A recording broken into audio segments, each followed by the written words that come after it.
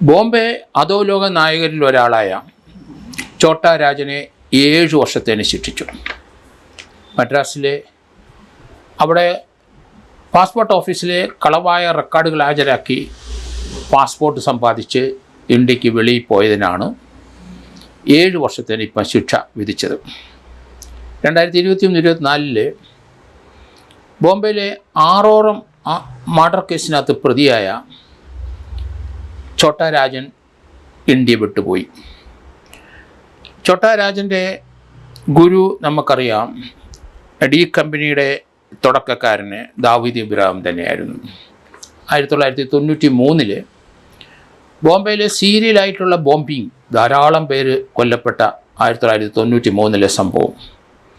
ആ സമയത്ത് D company അംഗമായിരുന്നു ഛോട്ടാ രാജൻ എന്ന രാജേന്ദ്ര സദാശിവ നിഖാൽജി എന്നാണ് മുഴുവൻ പേര്. പക്ഷേ സീരിയൽ കില്ലിനോട് ഛോട്ടാ രാജൻ അതിൻ്റെ ഉസ്താദ് എന്ന് പറയുന്ന ബോംബെ അധോലോക നായകനുമായിട്ട് തെറ്റി. അതിനോട് യോജിച്ചില്ല.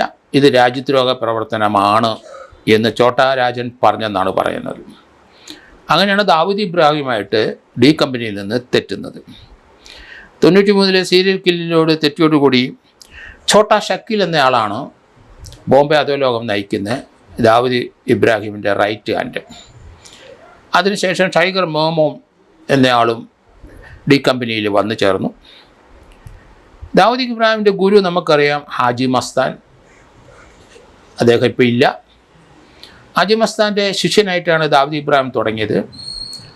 അതിനുശേഷം സ്മഗ്ലിംഗ് ആയിരുന്നു, ഗോൾഡ് സ്മഗ്ലിങ്ങും അതായിരുന്നു ബോംബെയിൽ അവർ ചെയ്തിരുന്ന പ്രവൃത്തി. അതിന് എതിര് നിൽക്കുന്ന ആൾക്കാരെ കൊന്ന് ഒതുക്കുന്ന സ്വഭാവവും അവർക്കുണ്ട്. ലാർജ് സ്കെയിൽ സ്മഗ്ലിംഗ് ആയിരുന്നു തുടക്കത്തിൽ അവർ ചെയ്തുകൊണ്ടിരുന്നത്. പിന്നെ ഇൻ്റർനാഷണലായിട്ട് അറിയപ്പെടുന്ന ക്രിമിനലായിട്ട് മാറി. ഇന്നിപ്പം പാകിസ്ഥാനിലാണ് ദാവൂദ് ഇബ്രാഹിം എന്ന് പറയുന്നുണ്ട്. പാക് ഇൻ്റലിജൻസിൻ്റെ സഹായി, ISIയുടെ സഹായിയായിട്ട് നിൽക്കുകയാണ്. ഇൻ്റർ സർവീസ് ഇൻ്റലിജൻസിൻ്റെ ഏറ്റവും വലിയ ഒറ്റുകാരനും ഏറ്റവും വലിയ പ്രവർത്തകനുമാണ് ദാവൂദ് ഇബ്രാഹിം എന്നാണ് പറയുന്നത്. പാകിസ്ഥാൻ്റെ സംരക്ഷണയിൽ കഴിയുന്നു എന്നാണ്. ഈ ഛോട്ടാ രാജനെ പോലെ തന്നെ ഇന്ത്യ ഏത് സമയം അന്വേഷിച്ച് പൊക്കിക്കൊണ്ട് വരാൻ ശ്രമിക്കുന്ന ഡി കമ്പനിയിലെ ഏറ്റവും മുന്തിയ ആൾ ദാവൂദ് ഇബ്രാഹിമിനെ 93 മുതൽ ആ സീരിയൽ ബ്ലാസ്റ്റിംഗ് അന്ന് മുതൽ നമ്മൾ അന്വേഷിച്ച് നടക്കുകയാണ്. ദാവൂദ് ഇബ്രാഹിമിൻ്റെ ആദ്യ ഭാര്യ ആണ് സുബീന സറീന എന്ന്. അവരെ ബോംബെ പോലീസ് ഓർഗനൈസ്ഡ് ക്രൈം ആക്റ്റിൽ അവരെ പിടിച്ചകത്തിട്ടു. നാനി എന്നാണ് അവരെ അറിയപ്പെടുന്നത്. ബോംബെ അധോലോകത്തിൻ്റെ 2005 അറസ്റ്റ് ചെയ്യപ്പെടുന്നത്. ബോംബെ അധോലോകത്തിൻ്റെ ലേഡി ഡോണാണ് ഈ നാനി എന്ന് പറയുന്ന സ്ത്രീയെ. അവരെ 2005 ദാവൂദ് ഇബ്രാഹിമിൻ്റെ ഒപ്പം എല്ലാ കാര്യത്തിലും പങ്കെടുത്ത സ്ത്രീ ആയതുകൊണ്ട് അവരും ശിക്ഷ അനുഭവിച്ചുകൊണ്ടിരിക്കുന്നു. 2024 ഇവിടെ ഇന്ത്യയിലെ ഒരു കേസിനകത്ത്, ബോംബെയിലെ ജയ ഷെട്ടി എന്ന ഹോട്ടൽ ഉടമയെ കൊന്ന കേസിനകത്ത് ഇപ്പം ഛോട്ടാ രാജൻ ശിക്ഷ അനുഭവിക്കുകയാണ് തീഹാർ ജയിലിൽ. അതിന് തൊട്ട് മുമ്പ് ഛോട്ടാ രാജൻ ഈ കേസിൻ്റെ ട്രയൽ സമയത്ത് ഇന്ത്യയിലില്ലായിരുന്നു. ബാലി ദ്വീപിലെ ഒളിവിൽ താമസിക്കുകയായിരുന്നു. അവിടുന്ന് ഡീപ്പോർട്ട്, നമ്മൾ ലൊക്കേറ്റ് ചെയ്ത് അവിടുന്ന് ഡീപ്പോർട്ട് ചെയ്ത് 2024 ഇന്ത്യയെ കൊണ്ടുവന്ന ശേഷം മഹാരാഷ്ട്രയിലെ ജയ ഷെട്ടി എന്ന ഹോട്ടൽ ഉടമയെ കൊന്നതിന് 2001 കേസിലേക്ക് അദ്ദേഹത്തിന് ലൈഫ് ഇംപ്രിസ്മെൻറ്റ് കൊടുത്ത് 20 വർഷം.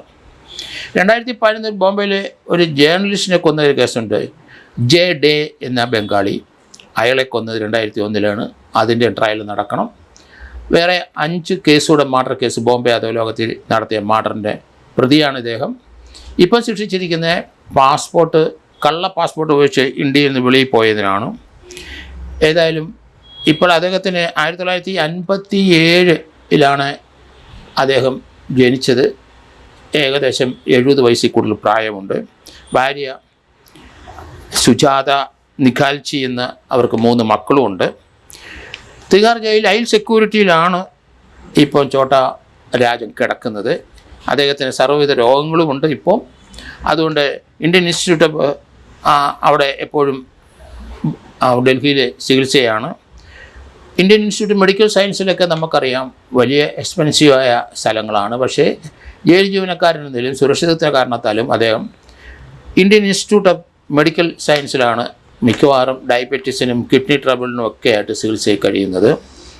എന്തായാലും ഹോട്ടൽ ഉടമയെ കൊന്നതിന് 2024 മെയ് 30 ലൈഫ് ഇംപ്രിസ്മെൻറ്റ്. അപ്പോൾ 20 വർഷം കഴിയുമ്പം ഏകദേശം 100 വയസ്സ് അദ്ദേഹത്തിന് കഴിയും. എന്തായാലും ബോംബെയിലെ ദാവൂദ് ഇബ്രാഹിമിനെ ഇന്നും ഇന്ത്യയുടെ IBയും അതുപോലെ CBIയും ഇൻ്റലിജൻസ് വിങ്ങുകളുമെല്ലാം നിരന്തരം ഇദ്ദേഹത്തിൻ്റെ പുറകിലുണ്ട്. പക്ഷേ ഇതുവരെ പിടിച്ചിട്ടില്ല. പാകിസ്ഥാനിൽ തന്നെയാണ്, അവരുടെ ഇൻ്റലിജൻസ് ബ്യൂറോയുടെ സംരക്ഷണത്തിൽ തന്നെയാണ് എന്നാണ് പറയുന്നത്. ഏതായാലും ഡി കമ്പനിയിലെ ഇപ്പം ദാവൂദ് ഇബ്രാഹിം പോയ ശേഷം ഡി കമ്പനി നടത്തിക്കൊണ്ട ഛോട്ടാ ഷക്കീൽ ഒളിവിലാണ്. ഏതായാലും അവരെല്ലാം ഇപ്പോഴും ഇന്ത്യയിൽ ഉണ്ടതായിട്ടാണ് കരുതുന്നത്.